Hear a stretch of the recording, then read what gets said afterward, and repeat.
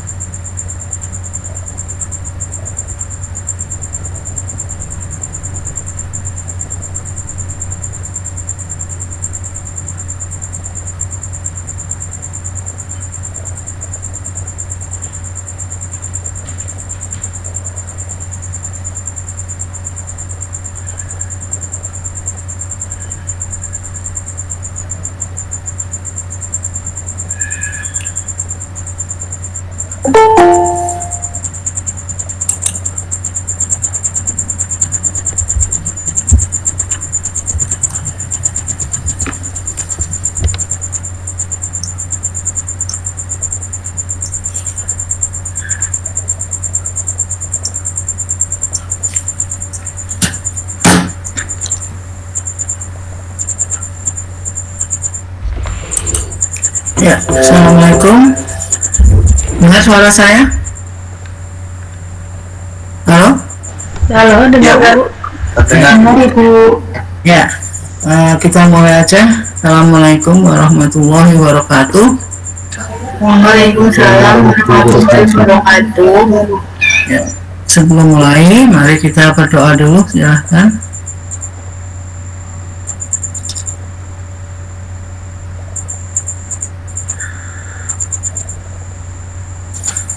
Ya, kita melangkah ke selanjutnya tentang MSDM 2 ini, dan nanti setelah tatap muka keempat, tatap muka kelima kita mulai presentasi ya. Jadi Anda membuat makalah untuk kelompok ini yang saya minta kelompok, karena fakultas menghendaki bahwa untuk mahasiswa sekarang harus bisa tahu pengeterapan dari teori yang dia punya di dunia nyata. Jadi mungkin ini karena kamu udah banyak yang kerja, maka terapkan pada kantor-kantor kamu sendiri. Kelompok saya bagi ini, kelompok pertama Ivandi sama Muhammad Ilham. Ada nggak orangnya? Ivandi ada? Halo Ivandi Rizky Prastian. Kemudian Muhammad Ilham Bari Purnomo. Ada nggak Muhammad Ilham? Nah, ini biasanya kayak ini. Kemudian yang kelompok 2 Ahsanur Rifai. Ada? Hadir, ada. Ada Ahsanur Rifai, ada. Anita Widi Astuti. Ada Bu. Anita ada. Kemudian Dania Intan. Ada Bu. Nah, jadi kelompok 2 ini, kelompok 2 membuat makalah judulnya insentif dari kemarin, apa namanya, kompensasi itu ya, insentif di tempat Anda kerja. Siapa yang terserah punyanya kantornya. Sudah kerja semua apa enggak ini? Sudah kerja semua? Ada yang belum saya Bu. Siapa? Anita? Belum Bu. Iya. Anita, Dania sudah? Iya. Belum. Belum. Dania? Belum Bu. Belum. Ini berarti Ahsanur, kantornya Ahsanur ya. Ahsanur udah kerja? Ya, Bu. Ya, bisa diambil sebagai tempat untuk membuat makalah ini dengan insentif yang dilakukan atau insentif yang diatur, diberikan di perusahaan itu atau di kantor. Kemudian kelompok 3 David Rizal sama Eldia. David Rizal ada? Ya, Bu. Ada David Rizal. Eldia Maulana. Ada Bu. Ada Ini Bu. kelompok 3 ya, kelompok 3 kedua, kelompok 3 dengan judul kepemimpinan. Ya, jadi dari macam gaya kepemimpinan ya, kepemimpinan atau gaya kepemimpinan, terserah kamu ambil. Nah, bisa kepemimpinan aja atau gaya kepemimpinannya. Kelompok 3 ya, kelompok 3 itu saudara siapa tadi? David sama Eldia. Kemudian kelompok 4 3 orang, yaitu Hana Fajar Nuraini. Ada? Hadir Bu. Inayah ada? Inayah Hadir Bu. hadir. Jeriska Wahyuning Tias. Hadir Ibu. Jadi ini kelompok 4 ya, kelompok 4 kamu, dengan judul hubungan industrial ya, hubungan industrial dalam perusahaan. Kemudian dicatat ya, untuk ini mungkin Mas Yaki ya, Mas Yaki untuk dicatat ini. Nanti kalau seperti kelompok 1 nggak ada, tolong disampaikan. Kemudian kelompok 5, Kintan Kemala ada? Hadir, Bu. Hadir. Muhammad Zikri? Ya Bu, saya sendiri hadir. Hadir ya. Ini kelompok 5. Kelompok 5, Kintan sama Muhammad Zikri Zaki. Ini judulnya disiplin kerja. Disiplin kerja itu mesti ada di perusahaan ya. Tuh ada aturannya biasanya. Kemudian kelompok 6, Muhammad Nurdianto. Ada Muhammad Nurdianto? Ada, Bu. Nah, Nadia Milania? Ada, Bu. Ada ya.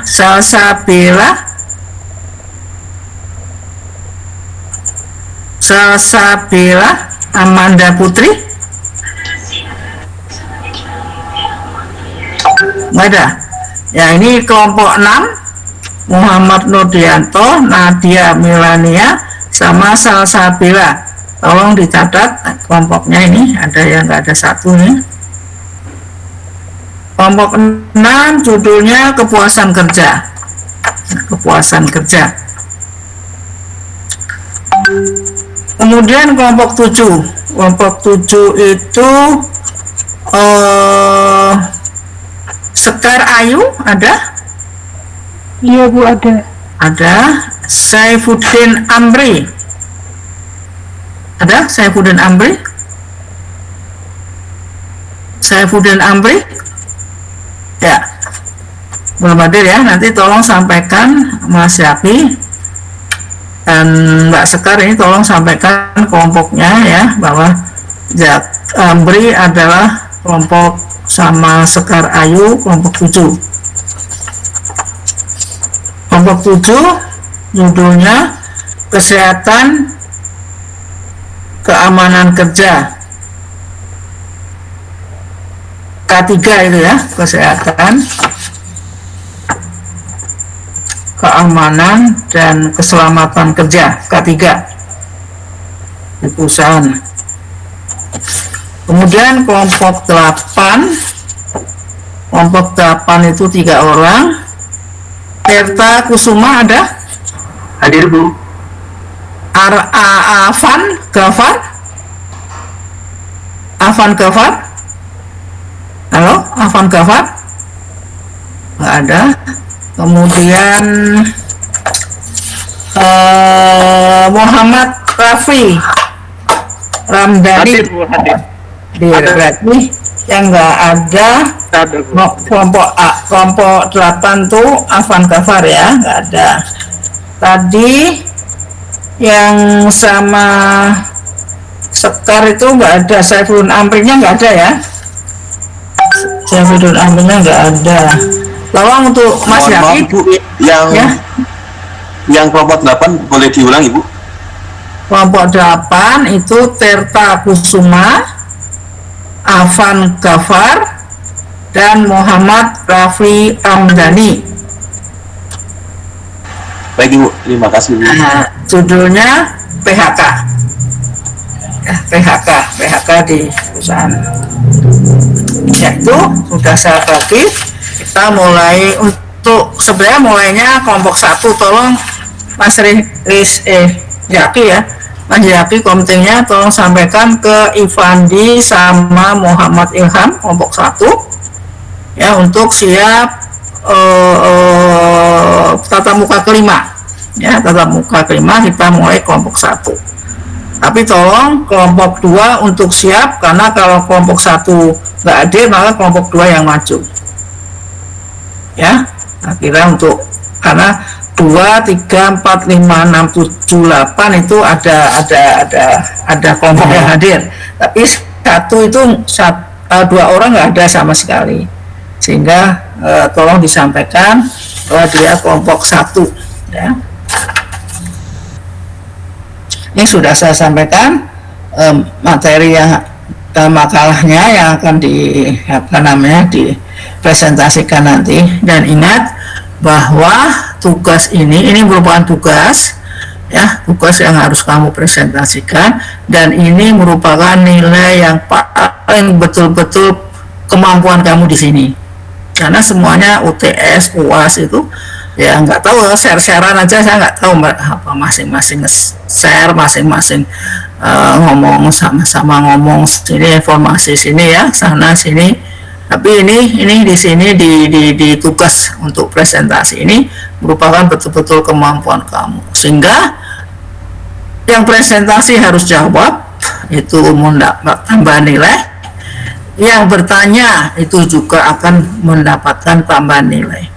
Ya, ingat, yang presentasi juga mendapat tambahan nilai kalau bisa jawab, yang bertanya juga mendapat tambahan nilai, karena mereka betul-betul menggunakan kemampuannya untuk menanyakan atau menjawab ya. Ini betul-betul perorangan ini. Tapi kalau UAS UTS itu saya juga masih ragu-ragu itu buatan sendiri atau enggak ya. Itu jadi dalam presentasi itu nilai tambahannya besar ya. Kita mulai aja. Macam gaya ya, gaya kepemimpinan. Kepemimpinan sudah tahu ya bahwa gayanya banyak sekali sebenarnya. Laissez-faire ini, laissez-faire ini biasanya bawahan diajak ngomong, bawahan diajak memberikan kemampuan berpikirnya, kemampuan bertindaknya ya. Kemudian juga jadi pimpinan itu tidak banyak mempengaruhi dari apa yang diputuskan oleh bawahan. Jadi bebas gitu, seolah membebaskan gitu, laissez-faire itu. Kemudian kepemimpinan karismatik, yaitu yang dipunyai oleh orang-orang yang mempunyai karisma, dengan sehingga dia memperoleh pengikut yang besar, pengikut yang banyak. Nah, karisma ini biasanya adalah bakat ya, kepunyaan seseorang ya, bakat yang dipunyai oleh seseorang, tidak bisa dipelajari. Jadi seorang, misalnya contoh kepemimpinan Presiden Gus Dur itu karena karismatiknya Gus Dur ya, dia punya sesuatu yang membuat pengikutnya itu banyak. Kemudian kepemimpinan transaksional ya, ini ada hubungannya dengan pertukaran ya, tawar menawar ya. Jadi karena adanya penghasilan atau rebut, maka seorang bisa memberikan upah atau bonus ya apabila anak buahnya bisa menyelesaikan tugasnya. Kemudian juga adanya korelasi yang positif, yang pasif ya, atau campur tangan bawahan ini tidak banyak diperhatikan untuk transaksional.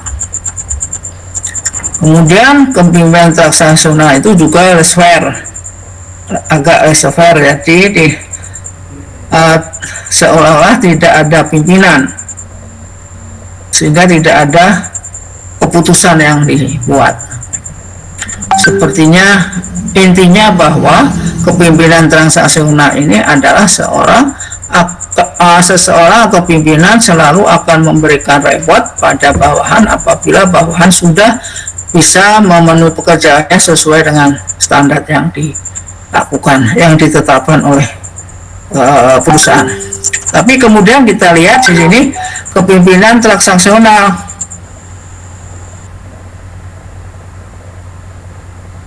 Untuk transformasional ini, bahwa pimpinan dan bawahan itu bersama-sama ya, bersama-sama untuk mencapai tujuan perusahaan atau organisasi, baik itu saling memotivasi maupun memberikan dorongan ya, supaya bisa saling berusaha untuk mengembangkan organisasi itu. Jadi bisa dengan bagaimana gaya yang bisa dipakai, ya, kontingensi, ya, dan kontingensi itu artinya gaya itu dipakai sesuai dengan kondisional, ya, kondisi apa dia menggunakan gaya kepemimpinan apa, kondisi apa dia menggunakan gaya kepemimpinan apa. Sehingga di sini bisa dilihat pendekatannya adalah melihat watak seseorang. Kalau dia memang kondisinya harus keras, ya kita hadapi dengan keras. Kalau dia memang harus dengan lembut, ya lemah lembut cara mendekatannya, maka anak buahnya misalnya harus lemah lembut gitu ya, maka pimpinan harus pendekatannya juga dengan lemah lembut. Jangan dikontras, ya kontras nanti bisa pecah nanti, ya penerimaannya akan beda. Nah, ini kalau kita lihat, karena sekarang banyak ya menggunakan kepemimpinan transformasional ini bagaimana pimpinan bisa mengarahkan atau mengajak bawahan untuk mencapai tujuan secara bersama. Jadi tujuan perusahaan itu sangat penting, sangat diharapkan, ya sangat bermanfaat untuk dikerjakan secara bersama. Ya. Jadi apa namanya, sangat diharapkan, seperti tujuan dari mereka yang perusahaan yang membantu COVID-19 itu. Jadi perusahaan memberikan memberikan suntikan sendiri pada bawahannya. Jadi dengan membantu pemerintah mengeluarkan dana untuk menyuntik para pekerjanya. Ini juga merupakan hasil yang sangat diharapkan sekali, ya, secara bersama tidak akan terjadi penularan, sehingga ini sangat penting untuk kembali organisasi perusahaan itu. Seperti ini juga, ya, supaya memotivasi bawahan untuk mendahulukan kepentingan bersama kelompok bersama daripada kepentingan pribadi atau individu. Ini juga perlu ini untuk disampaikan pada anak buah, karena semuanya adalah untuk bersama, bukan untuk individu. Kemudian juga mengarah atau memotivasi mereka bawahan untuk berkarier, ya, untuk berkarier supaya pendapatannya meningkat, ya, supaya meningkat dengan lebih tinggi, karena diharap bisa meningkatkan dengan karirnya. Kemudian ada 4 dimensi untuk kepemimpinan transformasional. Ini bisa dipakai untuk indikator juga kalau kamu buat skripsi, ya. Karismatik, ya, ideal influence. Kemudian inspirasional, motivation, selalu membuat inovasi baru, ya. Kemudian untuk memotivasi bawahan, dia menyampaikan ide-ide baru itu untuk menumbuhkan mereka bawahan juga berusaha menciptakan inovasi-inovasi baru. Kemudian intellectual stimulation, bahwa juga harus mengarah pada bawahan diharap bisa meningkatkan ide-idenya untuk melakukan motivasi. Jadi tidak hanya ide itu berasal dari pimpinan, tapi bawahan yang terbawah pun kalau dia memiliki ide-ide baru yang baik, kenapa tidak, ya, kenapa tidak dilaksanakan oleh perusahaan itu. Kalau memang bagus, ya, bisa meningkatkan nama atau kemajuan dari organisasi itu, kenapa nggak dipakai? Ya, jadi jangan lihat siapa yang menyampaikan, yang mempunyai ide, tapi lihatlah apa ide itu yang diberikan. Kalau memang baik, ya kita gunakan. Yang keempat ini bagaimana seorang pimpinan transformasional itu bisa kondusif dalam mengelola organisasi itu. Ya, jadi artinya kondisi harmonis antara bawahan atasan dan mau dengar apa yang menjadi masukan, keluhan atau usul dari bawahan. Dan juga bagaimana perhatian dari pimpinan selalu pada peningkatan karir karyawan. Jadi tidak didiamkan, tapi diberikan masukan bagaimana dia bisa meningkat karirnya. Ya, tidak hanya udah biasanya gitu ya urut gitu, enggak, mungkin dia bisa meloncat juga, bisa dimotivasi untuk itu. Ya, kemudian pemimpin. Kalau kepemimpinan itu leadership, ya, kalau pemimpinnya itu leader, pemimpinnya itu orangnya, ya, dia yang memotivasi, meningkatkan produktivitas, mengarahkan mereka karyawan untuk bekerja dengan baik, bekerja sama dengan antar mereka, ya, saling koordinasi. Kemudian juga semua itu diarahkan oleh pimpinan untuk mencapai tujuan perusahaan. Seorang pimpinan yang baik, ya, seorang pimpinan yang baik yang akan mengelola suatu organisasi, maka dia harus pandai-pandai cara berkomunikasinya. Cara berkomunikasi baik dengan bahasa daerah maupun dengan bahasa Indonesia, dengan bahasa asing, itu betul-betul merupakan kemampuan dari seorang pimpinan yang baik. Kemudian juga dia adalah pemberi motivasi, jadi selalu mendorong anak buahnya untuk selalu berbuat baik, selalu meningkatkan prestasinya, ya, selalu beride, ya, selalu memberikan bagaimana ide-ide ini dikembangkan. Jadi itu motivasi itu bisa anak buahnya senang, suka bekerja di situ karena dia diberi kesempatan untuk mengeluarkan ide-ide baik untuk perusahaan, ya, produk maupun untuk mekanisme kerja. Kemudian juga bagaimana kemampuan memimpinnya, ya.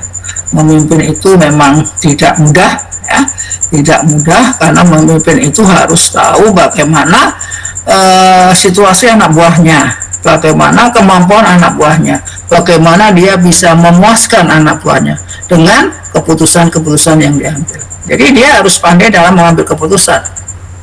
Dalam mengambil keputusan pun dia harus pandai memilih masalah yang akan diputuskan, karena masalah itu banyak dan masalah mana dulu yang harus diputuskan untuk organisasi itu,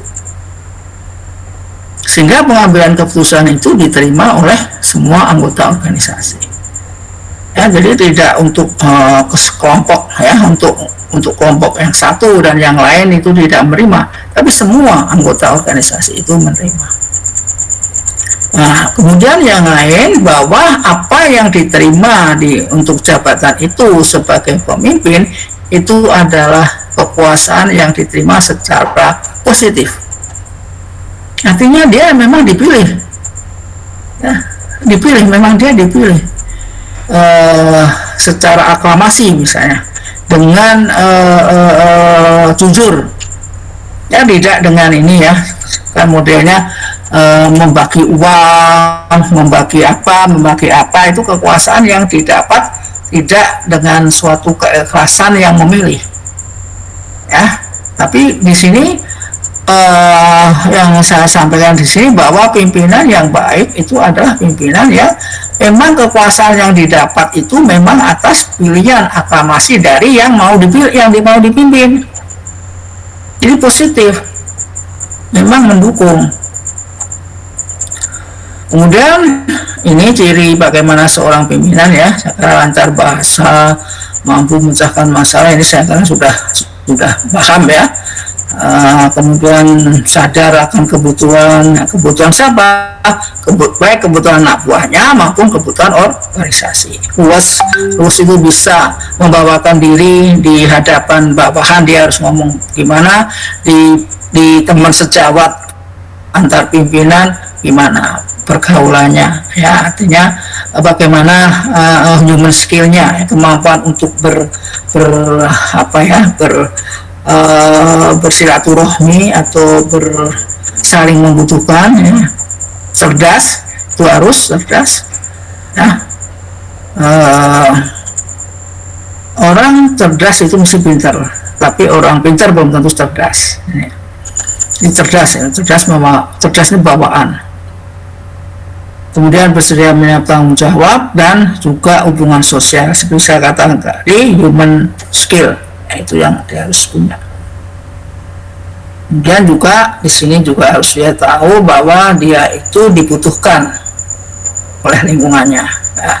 Tidak terus sok dibutuhkan, ya, malahan bergaya, tidak, tapi kesadaran akan dibutuhkan oleh lingkungannya itu seperti apa, ya, bahwa dia itu sebagai pimpinan harus gimana dengan lingkungannya. Kalau memang misalnya ada pembuangan limbah yang tidak pada tempatnya, maka dia harus sadar itu salah, nah, maka harus diperbaiki dengan AMDAL misalnya. Ini yang harus dipunyai oleh seorang pimpinan. Kemudian hubungan relationship ini, ya, ini juga antar bagian, antar bawahan atasan, ini harus ada hubungannya. Ini namanya rentang kendali atau span of control. Artinya apa? Seberapa banyak bawahan yang bisa dipimpin oleh seorang atasan dengan efektif. Artinya apa? Artinya bahwa seorang atasan itu berapa banyak orang yang bisa dipimpin. Nah, menurut catatan saya, menurut apa yang sudah pernah saya pelajari, bahwa maksimum seorang pimpinan itu membawai 9 orang maksimum. Nah, kalau dengan kondisi besar organisasi itu maksimum 9 itu bisa dibagi dalam misalnya manajer pemasaran. Ini ada kepala bagian penjualan, kepala bagian promosi, kepala bagian apa. Jadi 9 dikelompokkan dalam 3-3, kemudian 3-3 itu dipimpin oleh 1 orang kabak misalnya. Manajer pemasaran, ini kabak ada 3, dan kabak itu yang membawai tiga orang yang menjadi bawahan dari manajer pemasaran. Jadi misalnya bagian penjualan, bagian promosi, bagian saluran distribusi misalnya. Kemudian di bawahnya adalah orang-orang yang tadi 9 tadi. Jadi kabaknya itu ada. Karena untuk mempermudah span of controlnya, ya, seberapa besar sehingga jadi 3. Kalau memang lebih banyak lagi, maka di ponto-ponto tadi, dikelompokkan tadi. Hubungan bisa langsung, bisa kelompok, bisa silang, dan bisa total hubungan. Saya kira bisa kamu lihat, ya, ini hubungan-hubungan yang di antara antara bawahan dengan atasan, dan antara atasan dengan atasan yang lainnya. Jadi horizontal, ya, horizontal. Juga ada cross relationship, ya, jadi antara pimpinan pemasaran dengan anak buah dari keuangan misalnya. Total hubungan ini seorang pimpinan harus bisa, ya, harus ini bisa, terutama top manager, ya, top manager itu harus bisa melakukan hubungan semuanya ini, ya, baik bagi manajer di bawahnya maupun dengan pekerja di bawah, paling bawah. Nah, kemudian kita lihat sekarang hubungan industrial. Tadi ada yang hubungan industrial, ya. Hubungan industrial terdiri dari 3 poin, 3 variabel, yaitu pengusaha, pekerja pemerintah. Ya, dari pelaku dalam proses produksi atau barang, ya, pengusaha, pekerja, dan pemerintah. Nah, ini yang menjadikan hubungan industrial jadi baik atau tidak ini. Dan di sini pemerintah bertindak sebagai mediator, sebagai mediator apabila terjadi konflik atau terjadi konflik atau demo atau apa ya, yang sehingga menyebabkan clash antara pengusaha pekerja, maka di sini pemerintah bertindak sebagai mediator. Nah, untuk seperti itu maka pekerja, tidak semua pekerja harus ikut rapat atau ikut musyawarah, tapi pekerja diwakili oleh serikat pekerjanya. Nah, serikat pekerja ini yang akan membawa masukan atau membawa keinginan ya dari semua pekerja. Jadi harus betul-betul mewakili dari para pekerja.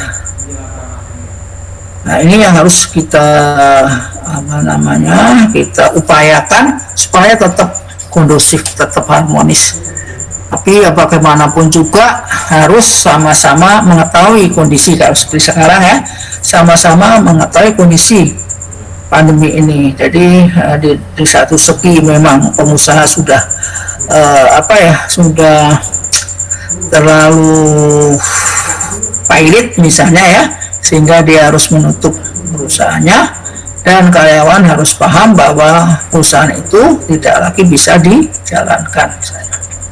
Sebenarnya pengusaha tanpa karyawan juga tidak bisa jalan, karyawan tanpa pengusaha juga tidak akan dapat pekerjaan. Ini harus sama-sama dipahami. Jadi semuanya harus kerja bareng sama-sama untuk mencapai tujuan. Sehingga seorang pengusaha pun harus paham bahwa karyawannya butuh, karyawannya itu butuh makan, butuh minum, butuh pekerjaan, butuh ini. Jadi harus paham, jangan ditekan, ya. Nah, karyawan juga harus paham bahwa kondisi seperti ini pengusaha memang lagi kolaps, jadi pusing lah untuk dikatakan.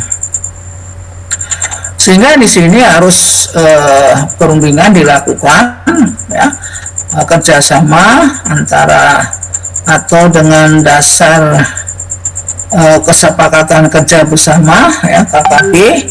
Ini harus merupakan dasar untuk mereka bermusyawarah, dan biasanya meliputi kesejahteraan, ya, kemudian perubahan upah UMK misalnya, kemudian K3 dan macam-macam.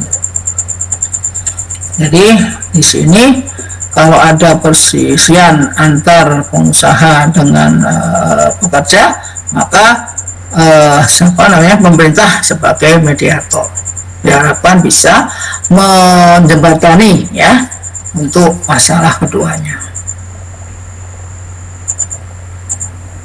Motivasi ini harus ada, ya, ini harus ada, bahwa seorang bekerja itu mesti mengharap suatu penghasilan, mengharap suatu imbalan dari apa yang sudah disampaikan dalam perusahaan itu.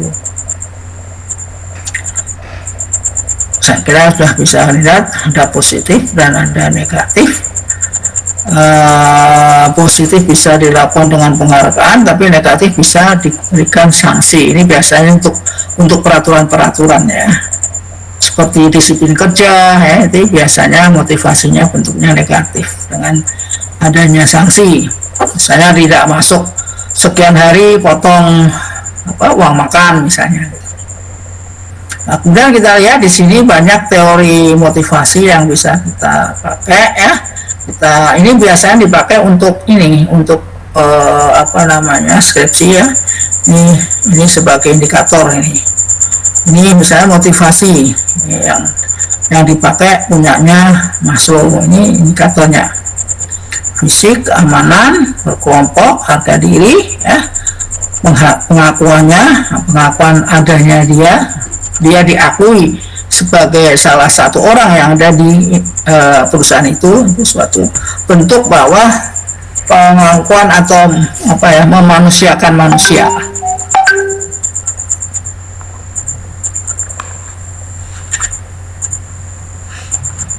Kemudian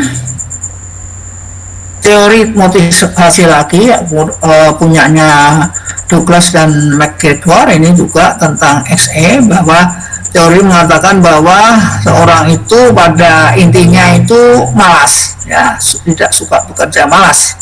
Nah, untuk memenuhi kebutuhan hidupnya dia harus bekerja, maka muncul teori Y ini, ya. Dengan bekerja itu manusia akan mendapatkan kepuasannya dengan hasil yang dia dapat. Ya, bisa dilakukan, ini bisa dilihat, ya, diawasi atau diobservasi oleh pimpinan dengan melihat pekerjaan mereka.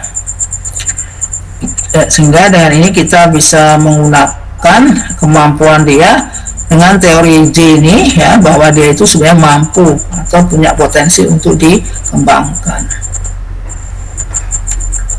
Kemudian yang Taylor ini ya, klasik, bahwa orang itu harus terpenuhi kebutuhan hidupnya dan kebutuhan untuk memberikan kepuasan biologisnya.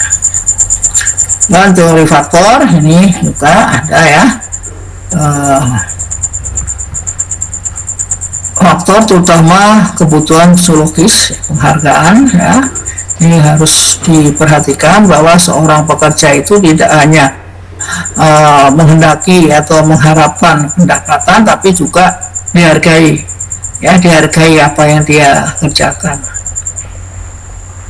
Kemudian achievement motivation ini juga dari Cleland ini juga, bahwa manusia itu punya kebutuhan, ya, kebutuhan dia meningkatkan diri, kebutuhan dia berafiliasi dengan sesama, kebutuhan akan kekuasaan. Ini kalau dia jadi pimpinan, ya, ini sebenarnya ke arah bagaimana manusia itu minta dihargai, minta ditempatkan pada posisinya, ya, dimanusiakan, ya. Jadi jangan menganggap manusia itu adalah alat produksi. Teori existence punyanya Aldebaran ini juga, ya, kebutuhan akan mereka, ya, menghendaki juga dia meningkatkan diri dengan berkarir. Biarkan mereka berkarir, hanya pimpinan mendorong aja, memotivasi aja, membimbing aja. Jangan patahkan semangat mereka untuk berkarir, ya. Doronglah mereka untuk berkarir, karena karir itu juga akan berguna untuk organisasi perusahaan itu, ya. Ini harus kita juga pacu untuk karyawan itu mengembangkan diri, ya. Kalau kalian mau berkarir, mengembangkan diri, ya berilah sport. Misalnya harus sekolah lagi, ya izinkan dia sekolah sesuai dengan kebutuhan dari organisasi itu. Kalau nanti mau menjabat pada departemen keuangan atau departemen pemasaran di perusahaan itu, maka kamu harus belajar ini, kamu harus meningkatkan ilmu kamu dengan ini, ya, sekolah. Kalau toh memang mampu, disekolahkan oleh perusahaan. Nah, ini yang merupakan bentuk dari perhatian dari pimpinan pada peningkatan karir individu di perusahaan itu. Nah, kemudian yang lain dari integrasi ini, semua ada di integrasi, ya. Semua ada di integrasi ini, yaitu bagaimana menyesuaikan kebutuhan atau kepentingan organisasi dengan kepentingan atau kebutuhan karyawan. Ini harus diseimbangkan, walaupun memang sulit, ya. Seperti munculnya stres kerja ini akan muncul ini pada mereka yang kondisinya tidak seimbang, ya, tidak seimbang antara perasaan, ya, dan kemampuan dia, sehingga dia akan stres dalam bekerja. gejala stres banyak ini ya, gejala fisik, ya, gejala tingkah laku, kemudian gejala di tempat kerja ini akan kita lihat. Nah, kalau seorang pimpinan melihat ada gejala-gejala itu pada anak buahnya, maka secepatnya mengambil tindakan. Artinya apa? Dikonsulkan ke dokter, ya, dikonsulkan ke dokter atau ke ahli psikolog, ke psikolog dulu, ya. Psikolog kalau dia bisa ditenangkan, bisa diarahkan, saya kira bisa sembuh. Tapi kalau sudah agak menyimpang, maka harus ke psikiater, ya, ke psikiater. Ini memang kondisinya memang mengarah ke stres kerja ini. Ada pandemi ini ya, ini banyak yang mengarah pada stres kerja. Tapi kalau diterima dengan tenang, kemudian dikerjakan dengan apa adanya dan selalu berdoa, saya kira tidak akan mengalami stres. Karena sudah menyerahkan semuanya pada yang membuat manusia, ya, yang menciptakan manusia, sudah diserahkan semua, karena semua sudah diatur, karena semua sudah ditetapkan seperti ditetapkan oleh Allah, seperti ini, kamu seperti ini. Jadi kita nggak bisa menentukan sendiri. Jadi tidak bisa kita memaksakan Allah untuk melakukan, nggak bisa. Ya udah, itu kehendak Allah sudah. Ya, jadi kita kalau semeleh, kalau orang Jawa bilang itu enaklah hidupnya, ya, tidak terganggu dengan kondisi seperti ini.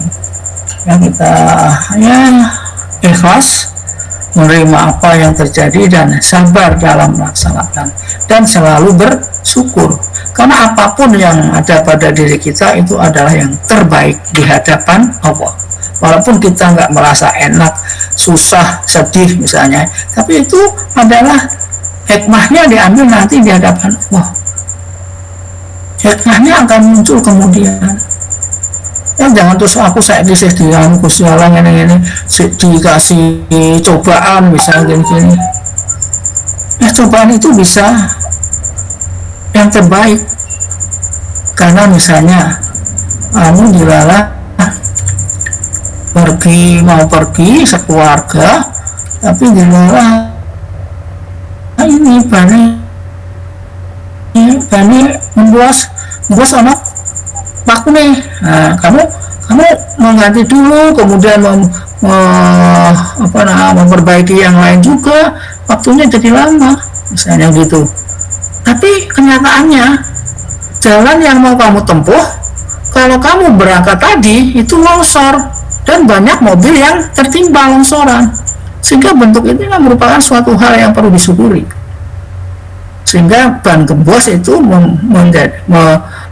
kamu bisa ambil hikmahnya bahwa kamu akan selamat dari longsoran. Itu ternyata seperti itu, Allah mengatur hidup kita seperti itu. Jadi kamu merasa marah, merasa tersakiti, tapi ternyata di balik itu ada maksud lain dari Allah. Ini yang harus kita perhatikan, sehingga kita tidak akan stres. Lepaskan semua, ya, beban itu. Nggak akan stres, jangan cemas, bingung, sedih, jangan jengkel, apalagi sombong. Waduh, suatu hal yang tidak perlu kita lakukan itu. Nah, semuanya memang sudah diatur, ya. Misalnya kamu sekolah lagi ini, ya, ini kan sudah diatur. Kenapa kok tidak dulu? Ya karena sudah diatur Allah. Siapa tahu nanti pada saat kamu sudah selesai sekolah ini, kamu jabat misalnya gitu, menduduki jabatan atau diangkat sebagai pejabat. Siapa tahu? Itu nggak tahu kita, ya, karena memang itu semua rahasia Allah akan diri kita.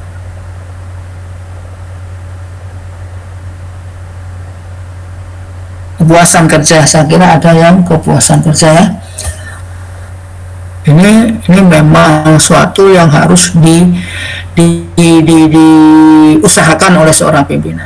Bagaimana kita bisa memuaskan karyawan dalam bekerja, ya.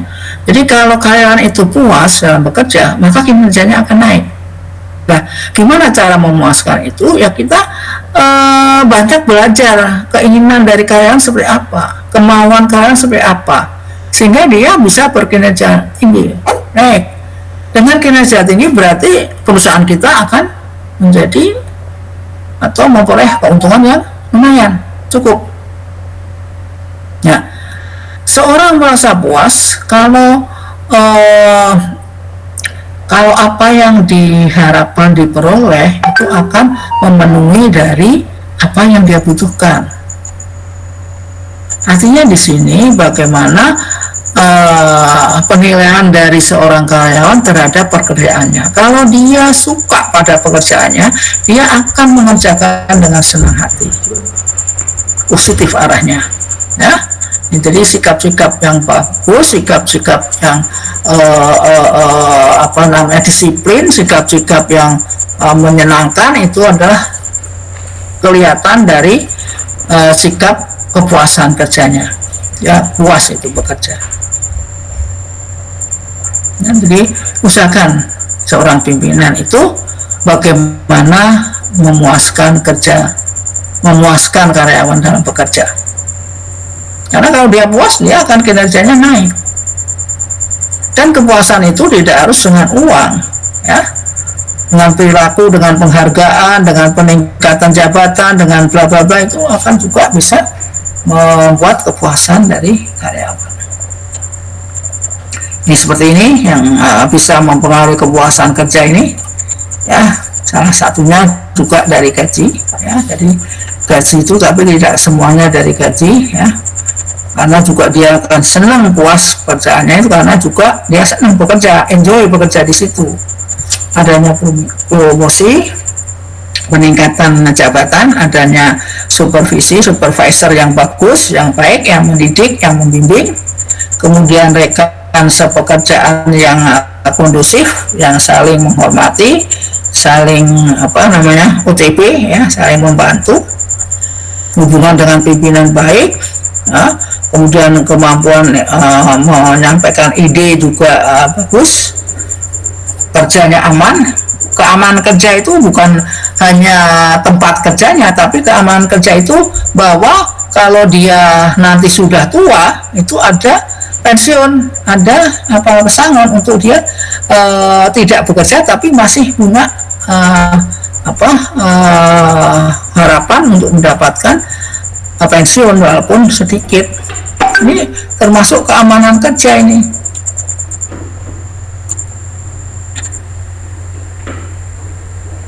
Kemudian juga puas itu pada pekerjaan yang sedang ditangani, ya. Jadi bisa dia sebagai ketua proyek misalnya. Kemudian juga kemampuan dari pimpinan, ya, kemampuan dari pimpinan bagaimana bisa mengarahkan sehingga karyawan yang ada di bawahnya itu merasa puas. Ya, mungkin dengan sepele aja suatu saat ikut makan bareng-bareng, misalnya makannya diberi oleh perusahaan, ya, bareng-bareng makan punyanya jatahnya karyawan misalnya. Yuk coba saya tak ngerasake catering kamu misalnya, walaupun cateringnya beda, ya. Nah, itu suatu bentuk bagaimana perhatian pimpinan pada karyawan. Nah, ini mereka di situ akan saling menyampaikan usul, menyampaikan saran, mengeluh, ya, itu diterima aja, dengar aja. Nah, kemudian kalau itu masalah itu bisa dibicarakan dengan pimpinan yang lain, kemudian bisa diambil keputusan, misalnya tentang kenaikan upah, misalnya tentang cateringnya, kok lawe menggereh misalnya, ya, setiap sekali-kali gaji ayam, kasih telur yang bergizi. Ini kadang-kadang bisa muncul saat pimpinan masuk dalam arena mereka, walaupun kondisinya sudah kondisi yang bebas, ya, jadi tidak ada sungkan atau pekewoh, tapi dibiarkan untuk mereka menyampaikan. Ini akan lebih kita mendapat data atau informasi yang positif. Ya. seseorang merasa puas bisa dilihat dari pekerjaannya, bisa dilihat dari organisasinya dia bekerja, dan juga dilihat dari bagaimana orang tersebut. Ya, ini karena memang karakteristik individu itu beda-beda lah, walaupun sama daerahnya tapi beda kelakuannya, beda statusnya, itu juga akan menyebabkan dia puas atau tidak. Karakteristik organisasi ya biasa ini juga kalau terlalu kompleks ya tidak menekan karyawan lah, yang penting gitu. Dan karakteristik pekerjaan itu harus sesuai dengan kemampuan dan keterampilan pekerja, ya. Jangan dimasukkan pekerja pada pekerjaan yang dia tidak tahu, tidak suka, ya. Dia akan bekerja dengan enjoy, ya, berkinerja kalau dia bekerja pada tempat yang dia sukai, pekerjaan yang dia sukai, walaupun dia pendidikannya sarjana ekonomi, tapi kalau dia ahli dalam IT maka dia suka di IT, tidak di pembukuan misalnya. Jadi tidak selalu sama dengan kemampuan pendidikannya. Ini juga tadi sudah ya, bahwa jasanya setimpal dengan apa yang dia berikan pada perusahaan, ya, the right man in the right place, ya. Kemudian pekerjaan itu sesuaikan dengan kemampuan orang, ya. Orang itu bekerja maksimum 8 jam, kalau sudah 8 jam itu dia akan decline kemampuannya, dan itu harus diberi lembur, ya, uang lembur lah. Dia bekerja di atas jam. Kemudian kondusif lingkungannya, kemudian pekerjaannya itu dengan alat-alat yang sesuai dengan kemajuan, dan dia juga di training untuk penggunaannya. Kemudian bagaimana sikap pimpinan, ya, merakyat atau tidak, ya. Itu jadi kadang-kadang selama dia bekerja di situ hanya tukang input data, terus itu juga bosan loh, bisa sampai sekian puluh tahun, ya. Itu oleh kantor harus dirotasikan, dikembangkan, ya, diberi training untuk mengerjakan yang lain misalnya. Dia sudah terlalu bosan, nanti malah decline dan timbul stres nanti, ya. Ini beda, saya kira Anda bisa pelajari ya, karakteristik pekerjaan dan karakteristik kerja. Kalau karakteristik pekerjaan itu adalah kisi-kisi dari tugas yang ada dalam pekerjaan. Jadi kalau karakteristik kerja itu faktor yang dapat membantu atau menghalangi seorang itu melaksanakan tugasnya. Ya, karakteristik kerja itu kerja individunya. Ini ada alat ukur untuk mengukur kepuasan kerja, itu dengan ini ya, job descriptive index, ini stratification questionnaire, pay satisfaction questionnaire, dan job diagnostic survey. Ini bisa kita untuk ukur, ya. Jadi ini caranya dengan membandingkan, ya, membuat skor-skor.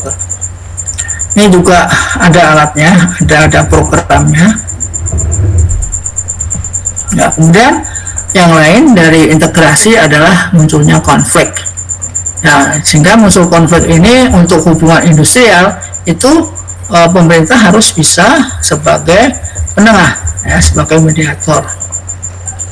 Ini konflik ini bisa terjadi karena memang ada perselisihan antar individu, antar kelompok, atau antar bagian dalam organisasi itu.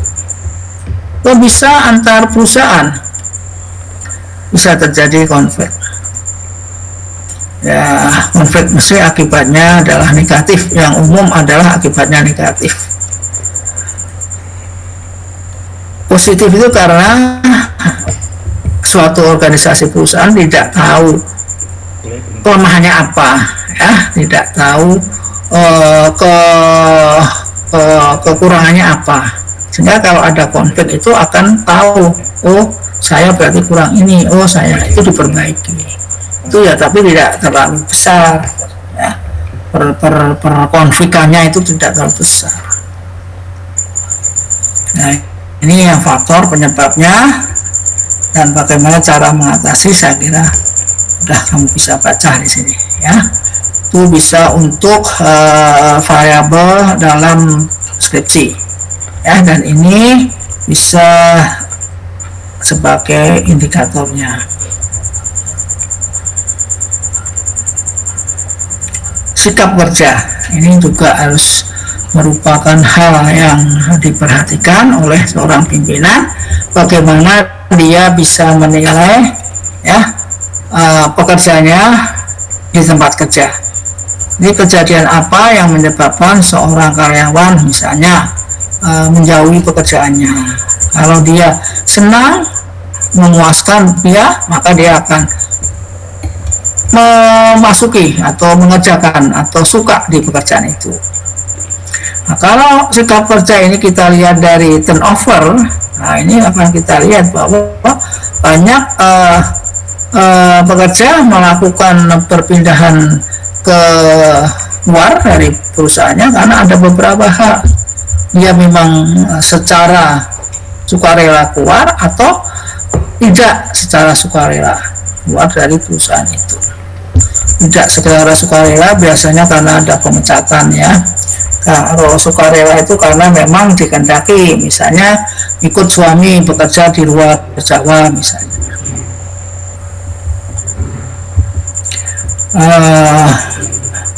Voluntary turnover ini juga bisa terjadi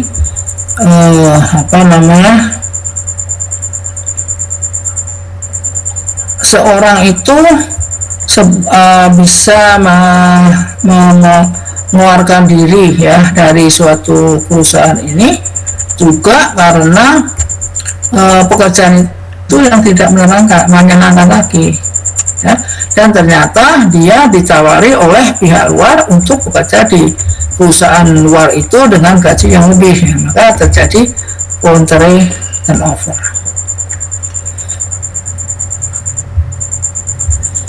Ini juga ada banyak yang bisa kamu lihat ini, bahwa ini merupakan faktor-faktor yang bisa dipakai sebagai penyebab dari turnover dan juga bisa digunakan sebagai indikator ya, seorang bisa keluar dari organisasi karena perubahan organisasi ya, merger, sehingga banyak terjadi pengurangan misalnya, dan banyak ini komit. Nah, komit ini harus ada bagi seorang yang mau masuk ke dalam suatu pekerjaan. Nah, komit itu harus ada. Jadi seorang yang calon karyawan masuk ke dalam suatu organisasi, maka dia harus dijanjiin dengan komitnya. Bagaimana dia komitnya dengan organisasi itu? Dengan menandatangani KKB ya, kesepakatan kerja bersama. Dimana dengan aturan-aturan ini kamu setuju nggak? Nah, kalau dia setuju maka dia harus komit terhadap organisasi. Apapun aturan itu harus dilaksanakan. Jadi bagaimana seorang pimpinan itu bisa percaya bahwa tenaga itu bahwa karyawan itu adalah betul-betul mau bekerja dengan baik.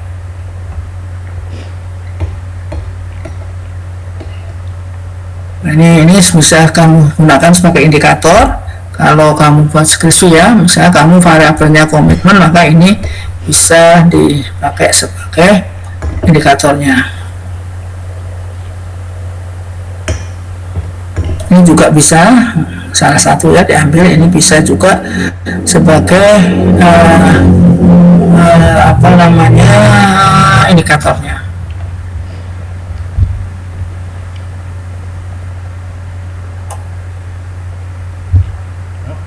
Ya, jadi itu mungkin ada yang mau tanya atau tanya tentang judul dari makalah, silakan. Coba mau tanya?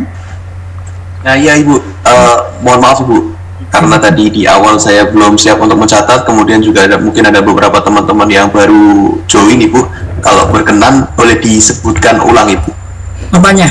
untuk pembagian makalahnya tadi Ibu, Oh, untuk iya. memastikan Kamu juga namanya biar saya siapa? screening lagi. Namanya siapa? Kamu namanya siapa? Saya Zaki Bu. Oh, Jaki ketuanya ya? Ya, ya. Tadi saya nyatat, cuman memperhatikan betulnya ketika di kelompok 5, sedangkan untuk kelompok 1, 2, 3, 4 masih belum yakin itu Bu. Jadi saya butuh screening Ya, kedua. ya, ini ya saya sampaikan lagi. Kelompok 1, Ivandi Rizky Prasetyan, Muhammad Ilham Bari Purnomo. Ini kelompok 1 dengan judul struktur upah dan skala upah di perusahaan. Struktur upah dan skala upah di perusahaan. Kelompok 2,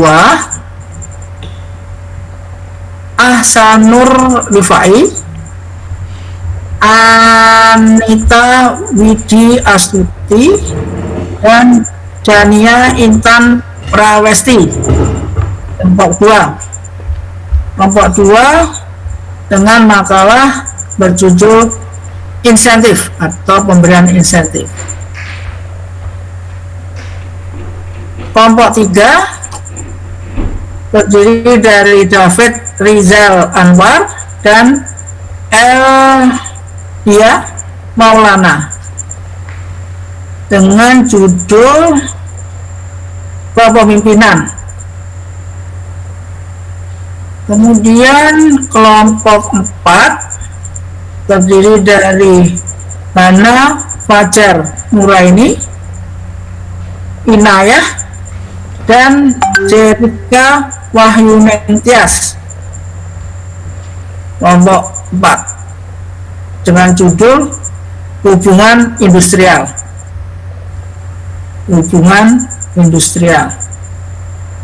Kelompok 5 sudah tadi ya? Baik Ibu, sudah Ibu. Udah ya, Bintan sama Zaki ya. Insya Allah cukup Ibu. Terima kasih banyak Ibu. Mohon maaf sebelumnya. Tolong disampaikan ke temennya. Besok masih ada sekali tatap muka. Kenapa saya berikan kelompok itu sekarang supaya mulai mengerjakan. Karena kalau sekarang saya kasih, minggu depan saya presentasi, saya kira terlalu pendek waktunya ya untuk yang kelompok 1 terutama.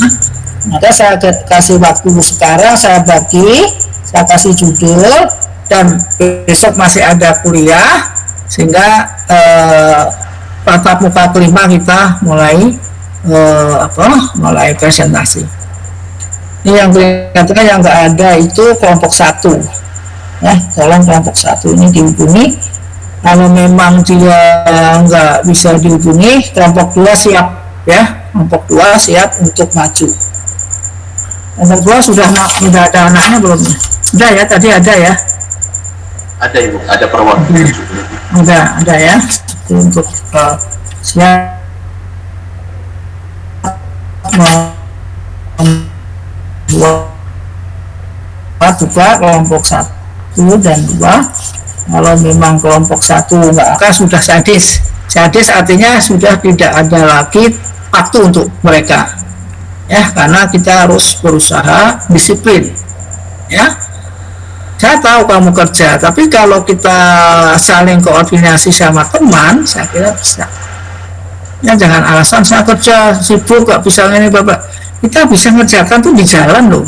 Saya pas di jalan di mana saya ada ujian ya, saya uji di jalan. Saya sambil mobil jalan saya uji.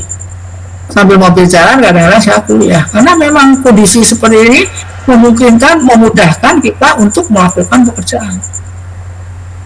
Yang jangan alasan saya tugas keluar kota gini-gini, jadi saya ini buka aja HP, buka aja laptop ya.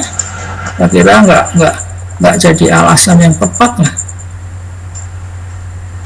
Itu ya, Mas Yaki tolong disampaikan ya, semua bisa kita atasi ya.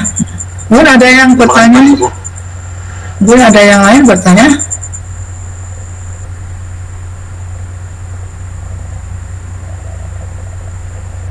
Sudah cukup? Ya, kalau sudah cukup, Bu. ya silakan. Bu kan itu dibuatnya kan makalah. Nah, untuk presentasinya tuh apa PPT, pakai PPT. Ya, presentasinya pakai PPT. Tolong disampaikan Mas Yaki ya, bahwa presentasinya PPT, menggunakan PPT. Makalahnya tolong kirim ke saya aja. Jadi kamu ngirim ke saya makalah, kemudian PPT ke kelompok, ke kelompok ke mana, ke kelas, ke WA kelas ya. WA kelas sebelum maju kamu kirim ke WA kelas supaya teman semua punya ya, karena soal ujian untuk UAS adalah makalah yang kamu presentasikan. Kalau sekarang UTS tugas itu masih UTS itu masih masih teori, kemudian UAS sudah hasil presentasi kamu. Jadi hasil presentasi semua mahasiswa harus punya, sehingga yang mau